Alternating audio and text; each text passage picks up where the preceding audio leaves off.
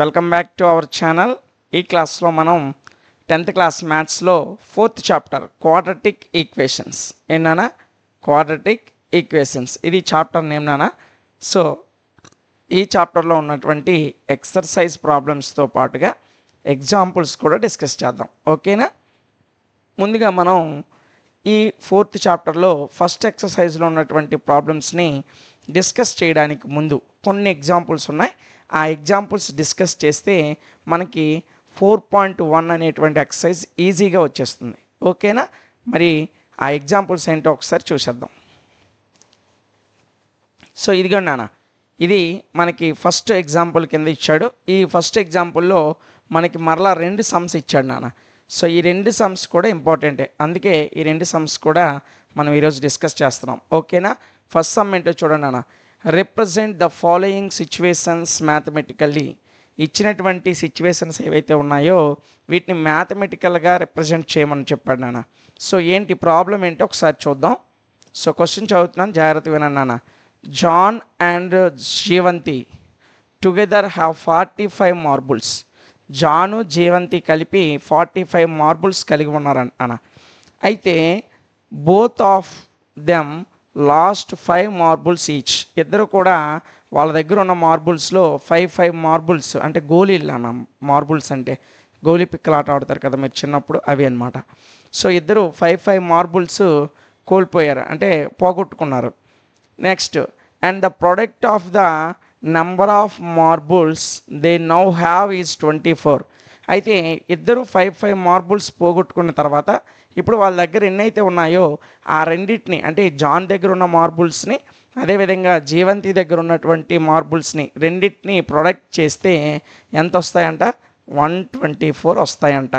అయితే we would like to find out how many marbles they had to start with. అయితే వాళ్ళు ఎన్ని మార్బుల్స్ని కలిగి ఉన్నారు అనేటి దానికి సంబంధించిన ఈక్వేషన్ని ఫైండ్ అవుట్ చేయమన్నాడు. ఓకేనా? సో దీని ఆన్సర్ ఈజీగా ఉంటుంది, చెప్పుకొని వెళ్ళిపోదాం. జాగ్రత్తగా చూడండి. సో ఫస్ట్ వన్ అన్న, ఫస్ట్ ఈక్వేషన్ ఫస్ట్ ఎగ్జాంపుల్లో ఫస్ట్ వన్ సొల్యూషన్ అని రాయండి. ఓకేనా? సో ఫస్ట్, సో జాన్ దగ్గర ఎన్ని మార్బుల్స్ ఉన్నాయి, అదేవిధంగా జీవంతి దగ్గర ఎన్ని మార్బుల్స్ ఉన్నాయో మనకు తెలియదు. కాబట్టి నేనేం అనుకుంటున్నానంటే let the number of marbles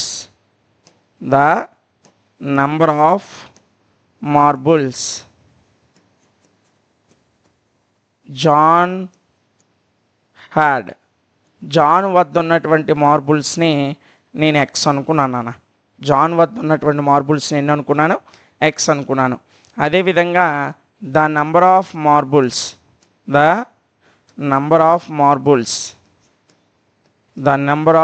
marbles Jeevanti had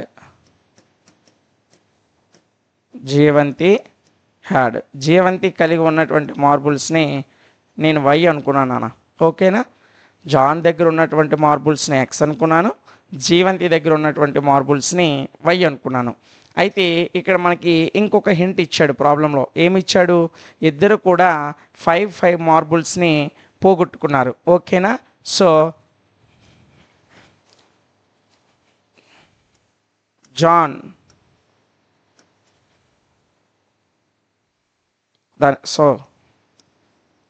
the number of marbles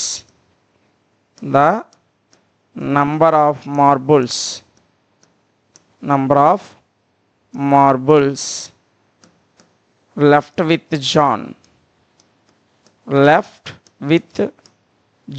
John దగ్గర మిగిలి ఉన్నటువంటి గోళీలు ఎప్పుడు? when he lost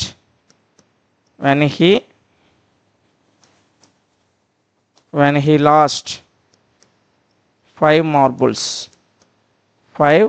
మార్బుల్స్ అంటే ఇంకేం లేదు నాన్న.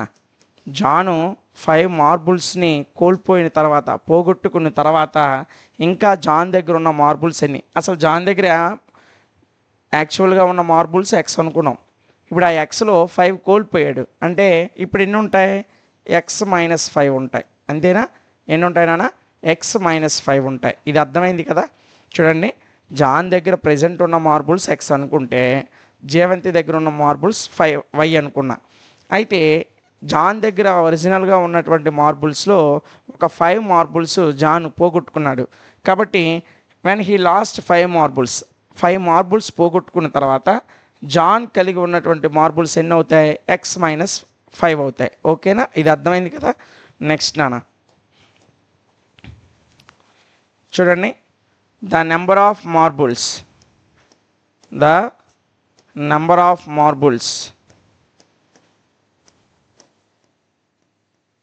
left with Jeevanti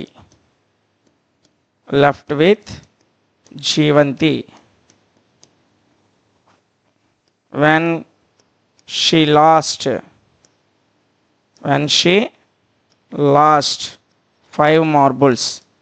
5 మార్బుల్స్ను కోల్పోయిన తర్వాత జీవంతి దగ్గర ఉన్న మార్బుల్స్ ఎన్నానా? y-5.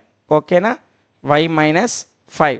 నాన్న ఇక్కడ నేను లెక్కని మీ కొరకు చిన్నది మార్పు చేస్తున్నా. ఇలా చేసినా వచ్చేస్తుంది నాన్న.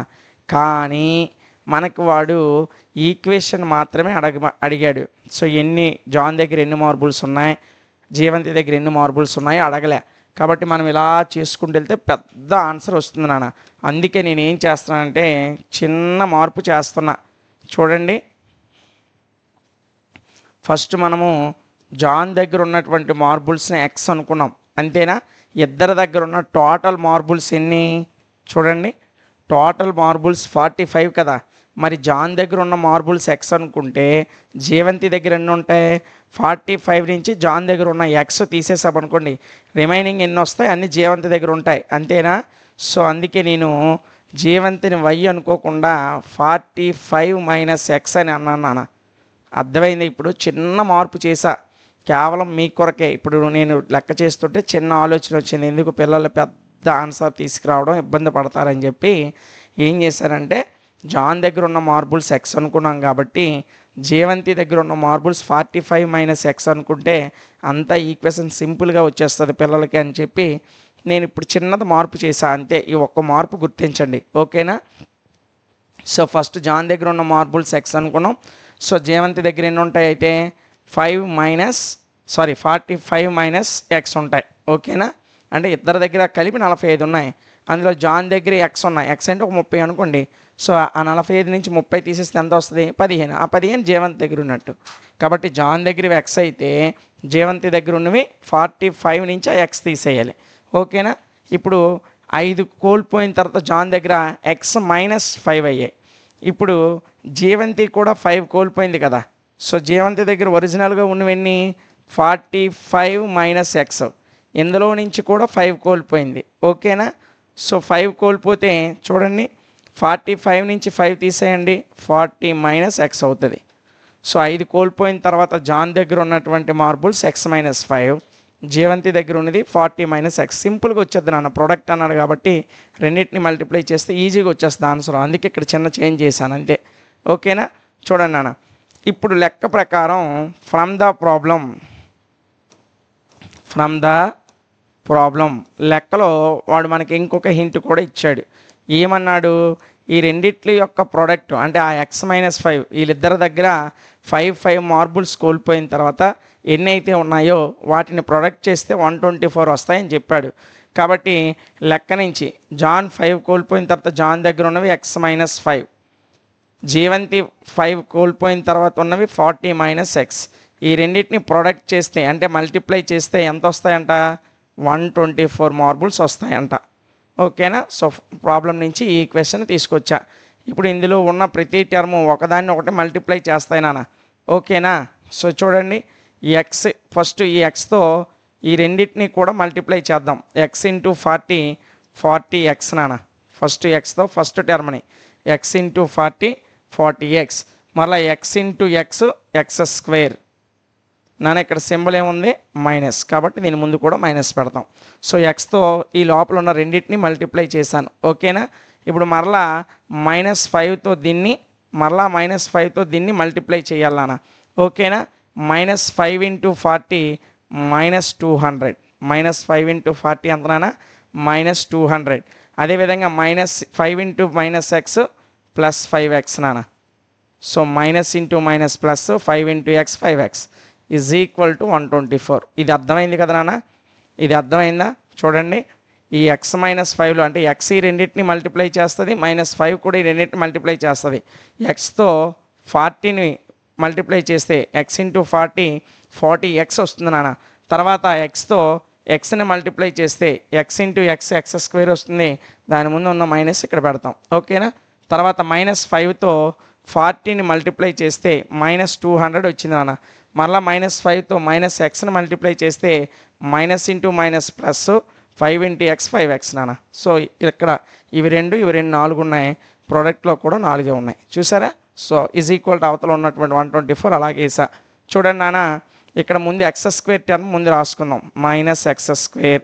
ఇప్పుడు ఎక్స్ టర్మ్స్ నాన్న, ఇవి ఒక 40x, ఇది ఒక 5x, మొత్తం 45x -200 ఈజ్ ఈక్వల్ టు 124. అంతే కదా నాన్న?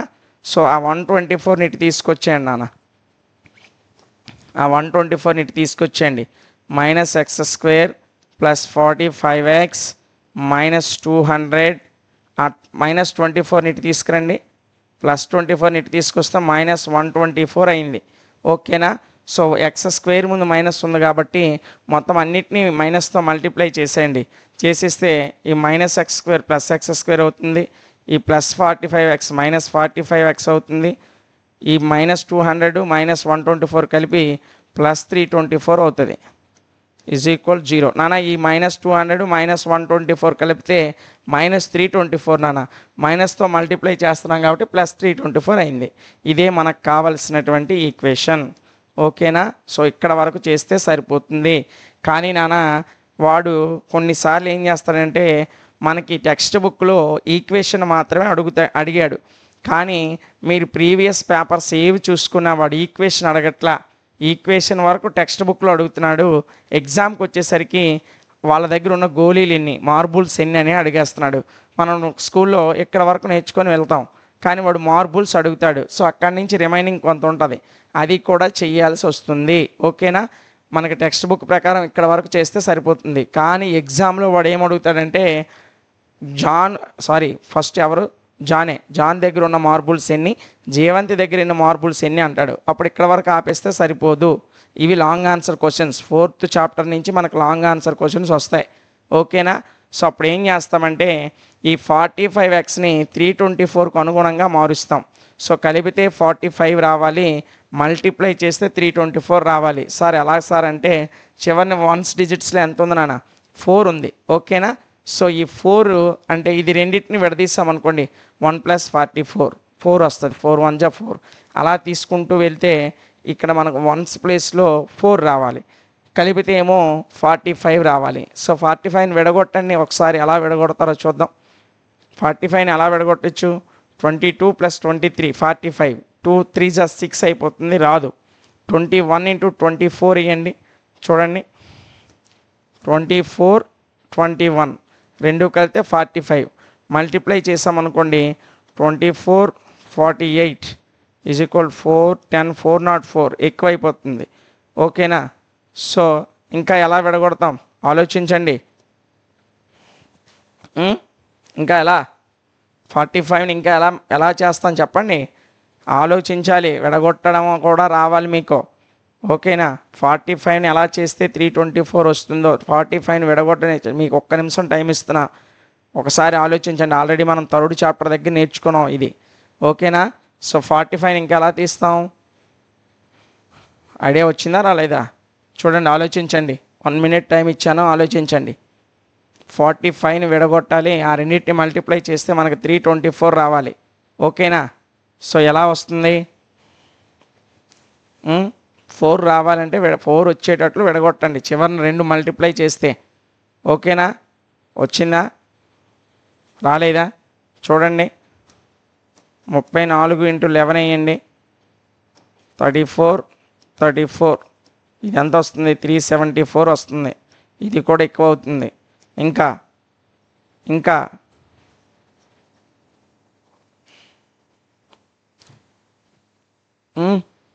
రావట్లేదా? ఇంకా నానా 1 4 4 వస్తుంది, 2 2s 2 వస్తుంది, 8 8s కూడా 4 వస్తుంది, 64 కదా, 4 వస్తుందా లేదా? కానీ 1 4 కలిపితే 5 వస్తుంది, 2 2 కలిపితే 5 రాదు, 8 8 కలిపితే 5 రాదు. సో 1 4 వచ్చేటట్టు కలపాలి. ఓకేనా? సో అలా ఎలా కలుపుతాం చూడండి.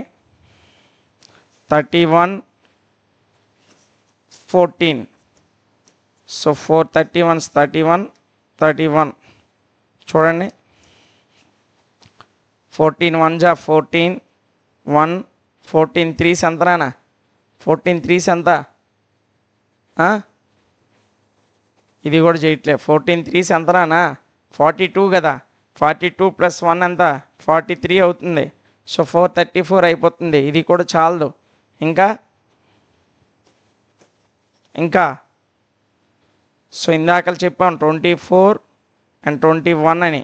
ఓకేనా? So 24 21 1 24s 24 2 24s 48. ఇది ఎంత అవుతుంది? 504 అవుతుంది, ఎక్కువైపోతుంది.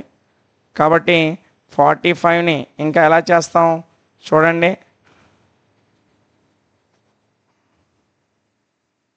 31 × 14 కదా ఇందాక చేసాం.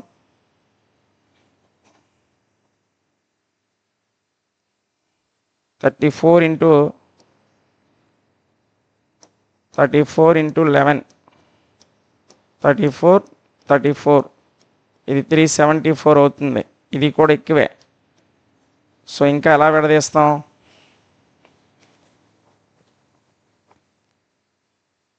41 × 4 వేసామనుకోండి, 4 164 అవుతుంది. ఇది చాలదు.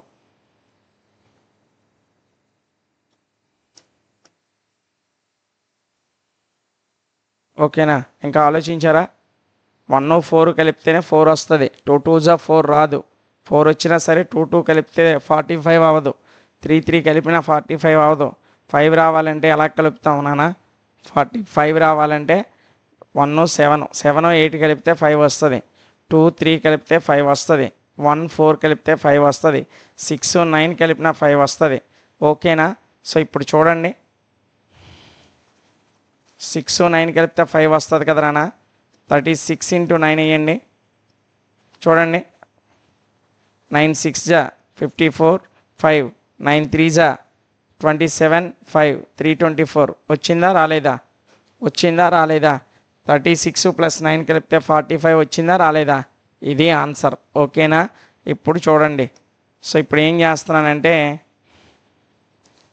x² - 36x - 9 + 324 = 0. ఓకేనా? ఇప్పుడు వరకు ఎందుకు ఆగానంటే ఎవరైనా మీలో ఎవరైనా చెప్తారని. ఓకేనా? సో ఎవరు చెప్పలేదు కాబట్టి ఇది గుర్తుపెట్టుకోండి. 36 + 9 కలిపితే 45. సో -36 - 9 కలిపితే -45. 36 9s 324. సరిపోయిందా లేదా? సో చూడండి, ఇప్పుడు నాన్న ఈ రెండు ఒక ఫ్యామిలీ, ఈ రెండు ఒక ఫ్యామిలీ అనుకుందాం. ఇక్కడ x కామన్ తీసాం, ఇంకా x మిగులుతుంది. ఇక్కడ ఆల్రెడీ x బయటకు వస్తుంది కాబట్టి 36 మిగులుతుంది నాన్న. ఓకేనా? సో ఇక్కడ x రాయలేదు, క్షమించండి, 9x ఇది. ఓకేనా? సో ఈ రెండిట్లో 9 కామన్ తీస్తున్నాను, -9. సో -9 కామన్ తీస్తే x ఉంటుంది, -× +- 9 36 324 నాన్న = 0. చూడండి, రెండు బ్రాకెట్లో కూడా x - 36 ఉంది. So x - 36 = 0. సారీ, అప్పుడే ఎక్కడికి వెళ్ళకండి. x - 36 ఇక్కడ బయట ఏం మిగిలాయి? x - 9 మిగిలాయి = 0. అయితే ఇదైనా 0 అవ్వాలి లేదా ఇదైనా 0 అవ్వాలి. ఓకేనా? సో చూడండి నాన్న, so x - 36 = 0 or x - 9 = 0. So x = 36, x = 9. ఓకేనా? x వాల్యూ 36 అయినా అవుతుంది, 9 అయినా అవుతుంది. x అంటే ఎవరు? జాన్ కలిగి ఉన్నటువంటి మార్బుల్స్.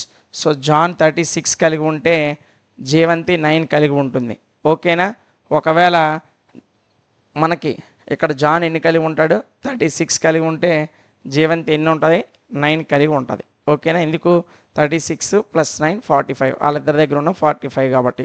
సో ఇక్కడ వరకు చెయ్యాలి. ఓకేనా, ఎప్పుడు వాడు జాన్ దగ్గర ఉన్నటువంటి మార్బుల్స్ ఎన్ని, లేదా జీవంతి దగ్గర ఉన్న మార్బుల్స్ ఎన్ని అంటే ఇక్కడ వరకు చేయాలి. లేకపోతే ఒరిజినల్ ఆన్సరు మనకి ఇక్కడతోనే ఆగిపోతుంది, ఇక్కడతోనే ఆగిపోతుంది. ఓకేనా, సో ఇది ఎడిషనల్ వర్క్ ఇచ్చాను. మరి ఇక్కడతో ఆగిపోతే ఇదంతా ఎందుకు చెప్పారు సార్ అంటే, కొన్నిసార్లు 1-2 సార్లు ఎగ్జామ్లో వాళ్ళ దగ్గర ఉన్న మార్బుల్స్ ఎన్ని అని కూడా అడుగుతాడు. అందుకే ఈ మొక్క చేయాలి, లేకపోతే ఆ 1 or 2 మార్క్స్ పోవడానికి అవకాశం ఉంటుంది. సో ఈ ఫస్ట్ ఎగ్జాంపుల్లో ఉన్నటువంటి ఇంకొక సమ్ ఏంటో ఒకసారి చూడండి నాన్న.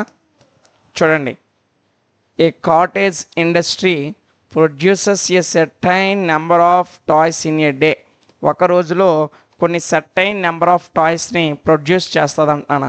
అయితే the cost of production of each toy, ప్రతి బొమ్మని తయారు చేయడానికి అయ్యే కాస్ట్ ఎంత అంటే was found to be 55 minus the number of toys produced in a day. 55 నుంచి ఎన్ని టాయ్స్ అయితే ప్రొడ్యూస్ చేశారో అన్ని టాయ్స్ని తీసేయాలంట. తీసేస్తే అప్పుడు ఒక టాయ్ యొక్క కాస్ట్ ఆఫ్ ప్రొడక్షన్ అనేది మనకు వస్తుంది. అయితే ఆన్ ఏ పర్టిక్యులర్ డే, ఒక పర్టిక్యులర్ డే రోజున the total cost of production was 750. ఒకరోజు ప్రొడక్షన్ కాస్ట్ ఎంత అయిందంటే 750 అయిందంట. అయితే we would like to find out the number of toys produced on that day. ఆ రోజు ఎన్ని టాయ్స్ని ప్రొడ్యూస్ చేశారు అని అడిగాడు. ఓకేనా, సో ఈ ఆన్సర్ ఈజీగా చేసేద్దాం. చూడండి నాన్న, ప్రాబ్లం నెంబర్ 2. ఓకేనా, సో నేను సొల్యూషన్ రాస్తున్నాను, క్వశ్చన్ మీరు రాసుకోండి నోట్స్లో. ఓకేనా, సో మనకి ఏంటి ఫైండ్ అవుట్ చేయమన్నాడు, ఆ రోజున తయారైనటువంటి టాయ్స్ని తయారు చేయమండి, కనుగోమండు, అంతేనా. సో ఆ టాయ్స్ని మనం ఫైండ్ అవుట్ చేయాలి. కాబట్టి let the number of toys, నేను టాయ్స్ని ఎక్స్ అనుకుంటున్నాను. Let the number of toys, number of toys produced on that day, produced on that day, on that day. ఆ రోజు తయారు చేయబడిన టాయ్స్ ఎన్ని, ఎక్స్ అనుకున్నా. ఓకేనా, సో ఒక్కొక్క టాయ్కి అయ్యేటువంటి కాస్ట్ ఆఫ్ ప్రొడక్షన్ అంతా 55 నుంచి ఎక్స్ అనే దాన్ని తీసేయమన్నాడు. ఓకేనా, సో అదే రాద్దాం. Cost of production, cost of production of each toy, of each toy on that day. ఆ రోజు తయారైనటువంటి ప్రతి టాయ్ యొక్క కాస్ట్ ఆఫ్ ప్రొడక్షన్ అంతా 55 నుంచి ఎన్ని టాయ్స్ని అయితే తయారు చేశారో అన్ని టాయ్స్ని వాడు తీయమని ప్రాబ్లంలో చెప్పాడు. సో 55 నుంచి ఆ రోజు ప్రొడ్యూస్ అయిన టాయ్స్ ఎన్ని అనుకున్నాం, ఎక్స్ అనుకున్నాం. కాబట్టి ఆ ఎక్స్ని తీసేసా. అయితే మనకి ఆ రోజు అయ్యేటువంటి టోటల్ కాస్ట్ ఇచ్చాడు. ఓకేనా, therefore total cost, total cost of production, total cost of production on that day, on that day. ఆ రోజు అయినటువంటి టోటల్ కాస్ట్ ఆఫ్ ప్రొడక్షన్ ఎంత ఇచ్చాడు వాడు, లెక్కలో 750 రూపీస్ అని ఇచ్చాడు. సో అర్థమైందా నాన్న. ఫస్ట్ నేను ఏమనుకున్నాను, ఆ రోజు తయారైనటువంటి టాయ్స్ని ఎక్స్ అనుకున్నాను. ఆ తరువాత ఒక్కొక్క టాయ్ యొక్క కాస్ట్ ఆఫ్ ప్రొడక్షన్ వచ్చేసి 55 నుంచి ఎన్ని టాయ్స్ అయితే ప్రొడ్యూస్ చేశారో ఆ టాయ్స్ యొక్క నెంబర్ని మైనస్ చేయమన్నాడు. కాబట్టి 55 మైనస్ ఎక్స్ చేశా. ఓకేనా, next cost of production on the day. ఆ ఒక రోజులో మొత్తం అయిన కాస్ట్ ఇచ్చాడు. ఎంత ఇచ్చాడు, 750 ఇచ్చాడు. ఈ మూడు ఇచ్చి మనకి ఆ రోజు తయారైనటువంటి టాయ్స్ సంఖ్య అంటే ఈ ఎక్స్ వాల్యూని కనుగొనాలి, ఫైండ్ అవుట్ చేయాలి. ఓకేనా, సో చూడండి, ఒక్క టాయ్కి 55 మైనస్ ఎక్స్ రూపీస్ అయితే మొత్తం ఎన్ని టాయ్స్ ఉన్నాయి, ఎక్స్ టాయ్స్ ఉన్నాయి. ఇప్పుడు ఒక పెన్ 5 రూపాయలు, నా దగ్గర 6 పెన్నులు ఉన్నాయి. మొత్తం ఎంత అవుతుంది, 6 × 5, 6 × 5 = 30. అలాగే ఎక్స్ ఇంటూ 55 మైనస్ ఎక్స్, ఒక టాయ్కి 55 మైనస్ ఎక్స్ ఈచ్ టాయ్ అన్నాను. ఇదిగోండి 55 మైనస్ ఎక్స్, ఒక్కొక్క టాయ్కి అయ్యే కాస్ట్ 55 మైనస్ ఎక్స్. అలాంటి టాయ్స్ మన దగ్గర ఎన్ని ఉన్నాయి, ఎక్స్ ఉన్నాయి. అంటే ఈ ఎక్స్ని 55 మైనస్ ఎక్స్తో మల్టిప్లై చేస్తే ఎంత వస్తుందంట, 750 వస్తుందట. సో అదే రాస్తున్నాను చూడండి. So X into 55 minus X is equal to 750. ఓకేనా? సో ఈ ఎక్స్తో రెండు మల్టిప్లై చేయండి అన్న. X into 55 X minus X into X square is equal to 750. So ఇవి రెండు ఆర్డర్లో రాద్దాం అన్న. మైనస్ ఎక్స్ స్క్వేర్ ఫస్ట్ రాశాను, తర్వాత 55x తర్వాత రాశాను. అంటే ఎక్స్ స్క్వేర్ ఎక్స్ ఇలా ఆర్డర్ ఉంటుంది కాబట్టి ముందుకు తీసుకొచ్చాను. మైనస్ ఎక్స్ స్క్వేర్ తర్వాత ప్లస్ 55x రాసా. ఇప్పుడు 750ని ఇటు తీసుకురండి అన్న, మైనస్ 750 అవుతుంది. ఓకేనా? Is equal to 0. Is equal to ఎంతనా? 0. ఇప్పుడు ఏం చేస్తామన్నా, మొత్తాన్ని మైనస్తో ఒకసారి మల్టిప్లై చేసేద్దాం. మైనస్తో మల్టిప్లై చేస్తే X square minus 55x plus 750 is equal to 0. ఓకేనా? సో మనకు ఒక ఈక్వేషన్ అనేది వచ్చేసింది నాన్న. అయితే ఇప్పుడు మనం ఏం చేయాలి? ఎక్స్ వాల్యూని ఫైండ్ అవుట్ చేయాలి. అంటే ఈ 55xని విడదీసామనుకోండి, ఆ విడదీసిన రెండు పార్ట్స్ని మల్టిప్లై చేస్తే 750 రావాలి. మరలా ఆ రెండింటిని కలిపితే 55 రావాలి. ఓకేనా? కాబట్టి నేను ఏం చేశానంటే X square minus 25x minus 30x plus 750 is equal to 0 అని రాసా. సో ఈ ఎక్స్ స్క్వేర్ అలాగే రాసా, ఈ 750 అలాగే రాసా. మధ్యలో ఉన్నటువంటి మైనస్ 55ని మైనస్ 25 మైనస్ 35 అనే రెండు భాగాలుగా విడగొట్టా. సో 25 30 కలిపితే 55 సరిపోయిందా? Minus into minus plus. ఓకేనా? సరిపోయింది కదా? చూడండి, ఇప్పుడు మనం థర్డ్ చాప్టర్లో నేర్చుకున్నాం. ఇవి రెండు ఒక ఫ్యామిలీ, ఇవి రెండు ఒక ఫ్యామిలీ. ఇక్కడ నేను ఎక్స్ కామన్ తీసాను నాన్న. ఎక్స్ కామన్ తీస్తే ఇంకా ఎక్స్ మిగులుతుంది. మైనస్ 25xలో ఎక్స్ బయటకు వచ్చేసింది కాబట్టి ఇంకెంత ఉంటుంది? 25 ఉంటుంది. కాబట్టి 25 రాసా, అయిపోయింది. ఇక్కడ ఎక్స్ ఉంది, ఇక్కడ లేదు కాబట్టి ఎక్స్ కామన్ తీయలేం. కానీ ఇక్కడ 30 ఉంది, ఇక్కడ 750 ఉంది. 30తో 750 క్యాన్సిల్ అవుతుంది కాబట్టి నేను మైనస్ 13 తీసుకున్నాను నాన్న. మైనస్ 13 తీసుకుంటే ఇక్కడ ఎక్స్ మిగులుతుంది, ఇక్కడేమో మైనస్ 25 మిగులుతుంది. Is equal to 0. ఓకేనా? సో ఇప్పుడు చూడండి, ఇక్కడ ఎక్స్ మైనస్ 25 ఉంది, అక్కడ ఎక్స్ మైనస్ 25 ఉంది. కాబట్టి ఒక ఎక్స్ మైనస్ 25 తీసుకున్నాను, ఇక్కడ ఎక్స్ మిగిలింది, ఇక్కడేమో మైనస్ 30 మిగిలింది. ఈజ్ ఈక్వల్ టు ఎంతనా? 0.